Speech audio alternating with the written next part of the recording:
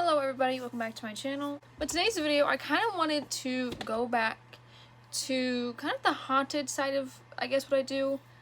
I really thoroughly enjoy watching videos about haunted places, not only haunted places, but like basically what there are haunted places there are around me, specifically in my home state.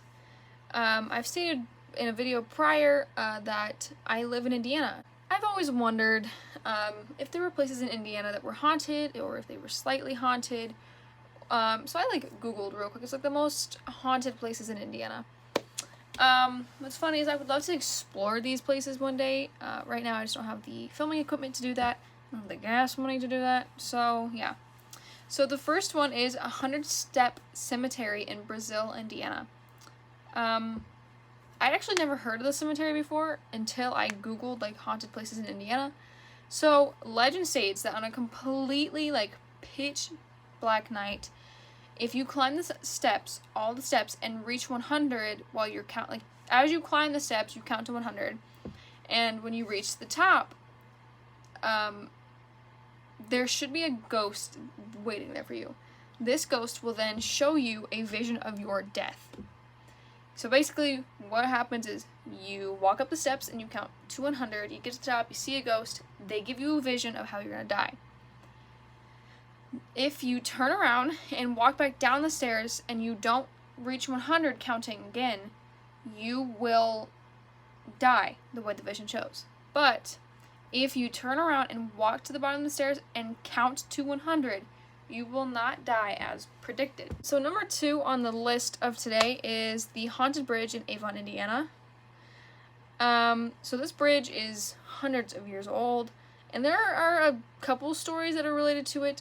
Most importantly, and the first one, it's more widely known, is that during the construction of this bridge, a construction worker named Henry Jacks Johnson fell into a vat of cement and he died.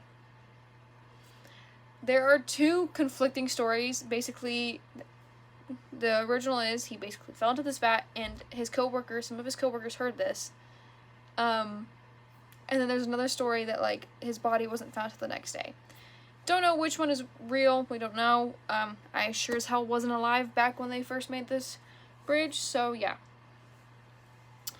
Then there's another story that's a little bit more sad and a little bit more upsetting, I guess, if you are someone who can have children. Another story says that a young mother was on her way to take her baby to the doctor. When she became trapped on the bridge, the website I got this information from didn't specify how she got trapped on the bridge, but that she was trapped. And the only way that she could get off the bridge was to grab her baby and to jump. Unfortunately, she survived, but her baby did not. And only a few weeks later, the young mother would die. And people have claimed to hear screaming and to see a young mother walking around the bridge, most likely looking for the child that she lost when jumping off of the bridge. Number 3 is a little bit shorter. It's the University of Notre Dame in South Bend, Indiana. It is a specific hall that is haunted by the ghost of a former football player. This former football player's name was George Gipp.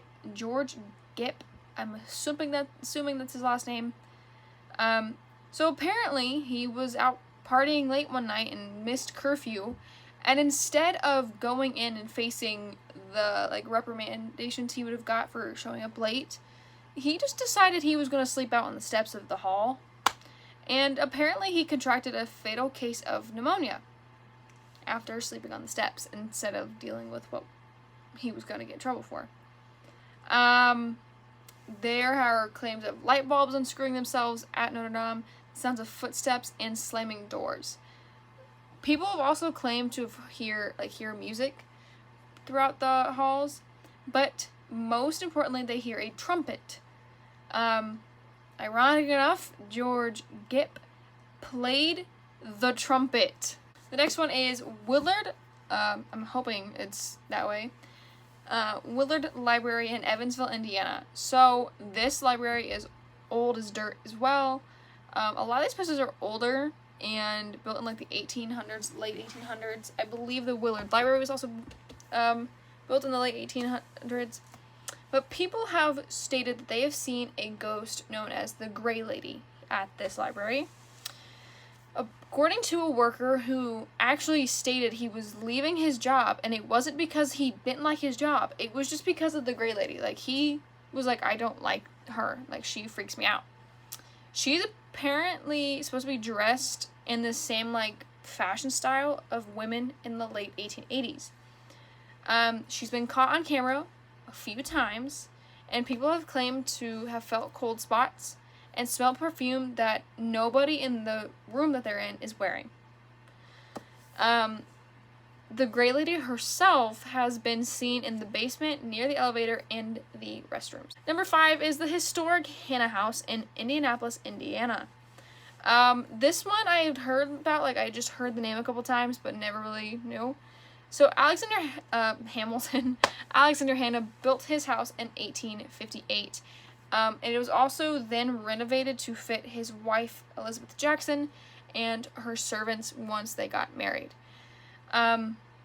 But ironic enough about his house was he built his house around the time of the Underground Railroad, and he was against slavery. He was very much like, he didn't agree with it. So he allowed his house to be used as a stop on the Underground Railroad.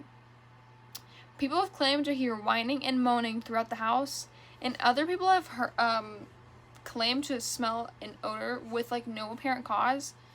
It is also believed that slaves died in the house while trying to get out of slavery due to a lantern burning underneath in the tunnels. Another house in Indianapolis, Indiana, at number 6 is the Nicholas House. I've actually never heard of this one. And this house has actually been moved from its original location to somewhere else so that the structure was more suited. But before the move, and keep in mind, there had been no, like, paranormal, like, evidence or, like, stuff happened at this house until, like, the late 90s. So before the move, there was a picture that was taken, and there appeared to be a ghost in one of the upper windows looking out. Just looking out at the people, just, like, being like, hey, what's up, guys? One story says that a young girl who was killed near the house is what haunts this house. Another story says that a young man hung himself in the house when the house was a boarding school, or boarding house, I guess. There are also stories that claim the house is haunted by a woman. That was all it said, was that it was haunted by a woman. It is also assumed that this was another house on the stop for the Underground Railroad.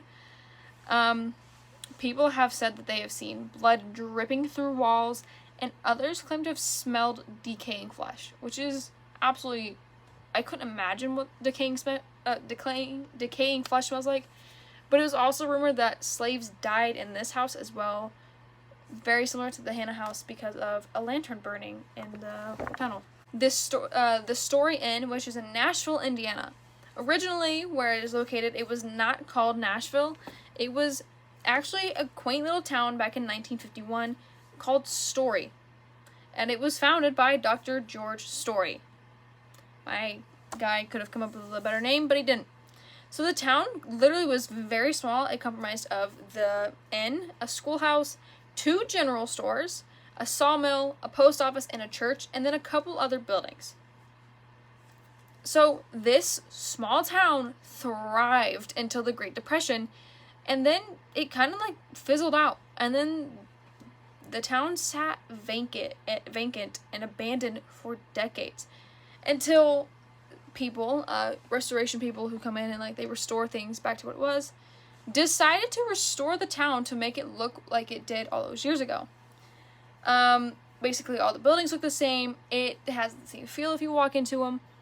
But while all the other places have, like, a TV or a radio or something like that, the inn that they restored does not. The owners of this inn have basically been like, I feel like it's pointless. It is basically just newfound distractions people have. It is basically an inn you can go to if you want to get away from all the distractions of the world. So countless staff members and guests have made claims of seeing a blue lady. It is claimed and been said that the blue lady is Dr. George Story's wife. The man who originally founded Story, Indiana, his wife is apparently haunting the inn. But there wasn't really any more to that. I would like to know. Though they did rename, I think, the garden part of the inn, the Blue Lady, after her. And apparently you can go, and if you want to speak to the Blue Lady, you have to use a blue light in that area and she'll show up. But that is it for today's video. I hope you guys enjoyed it. It's a little bit shorter and a little bit quicker and a little bit faster than I usually do. I do have more true crime videos coming. Do not worry. They're just really hard to edit these days. I've been very busy with school. I've been very busy with my job. So I just had not a lot of time to basically sit down and edit. I would have loved to, but I am on fall break this week. So hopefully I can edit sometime this week, and hopefully you guys enjoy the next true crime video I have.